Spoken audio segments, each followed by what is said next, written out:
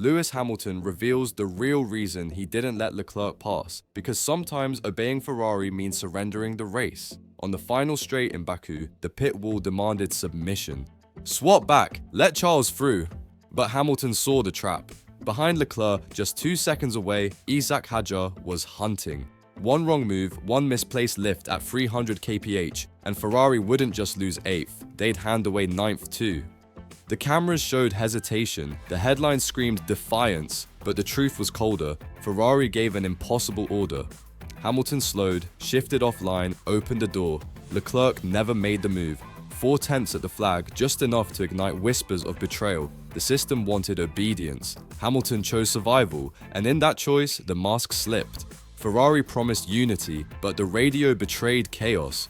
What you heard was not disobedience. It was the sound of a legend protecting a team that still doesn't know how to protect him. Ferrari arrived in Baku already fractured, Hamilton shockingly out in Q2, Leclerc crashing in Q3 without even setting a time, 2 red cars limping into Sunday. The plan was desperate: let Hamilton attack on fresher tyres, then swap back if it failed. On paper, order; on track, chaos. Leclerc moved aside, but his car was wounded, energy recovery broken, power unit coughing. Hamilton pushed, burning rubber, chasing Norris, Tsunoda, Lawson. No breakthrough, no miracle. And then came the dagger.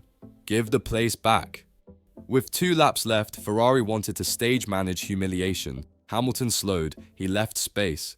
But Leclerc hesitated, the pass never came. The checkered flag froze Ferrari's weakness in time. One driver apologized, the other complained, and the pit wall, silent, hiding behind excuses. What should have been a small tactical switch became a public autopsy.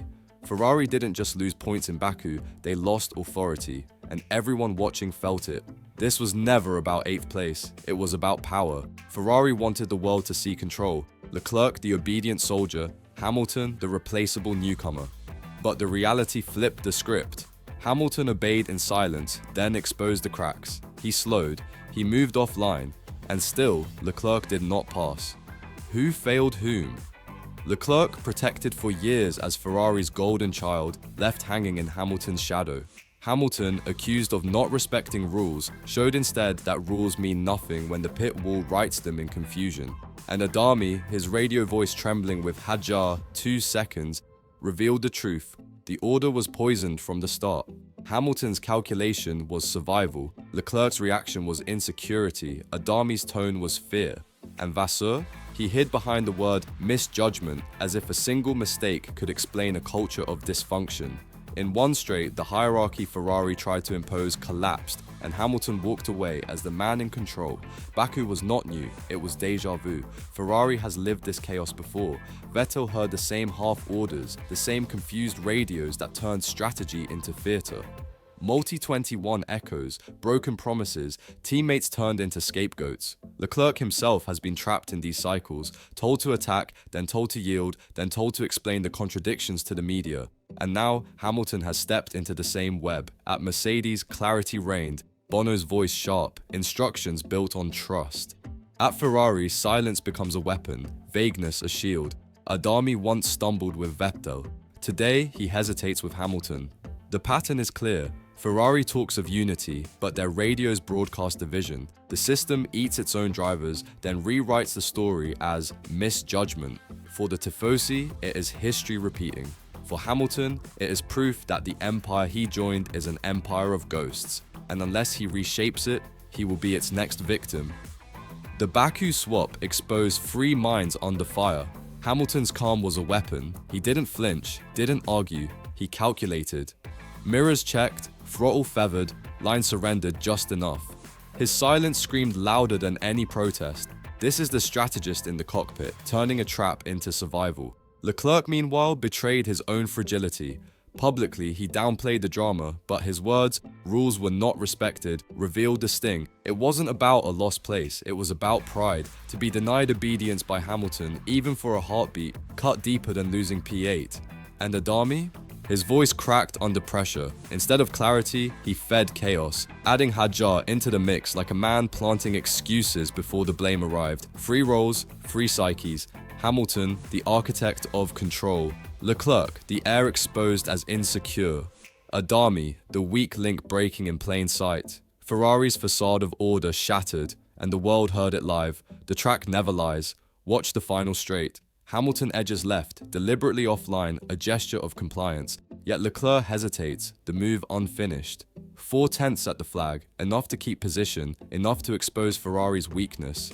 If Hamilton truly wanted to block, the gap would have been wider. If Leclerc truly had pace, he would have taken it. Instead, the cameras captured paralysis, and then the radio revealed the trap. A dummy warning, Hajar, 2 seconds. How do you sacrifice one place without handing away two? Ferrari created a no-win scenario, then tried to bury it under words like misjudgment. But the evidence is burned into the data.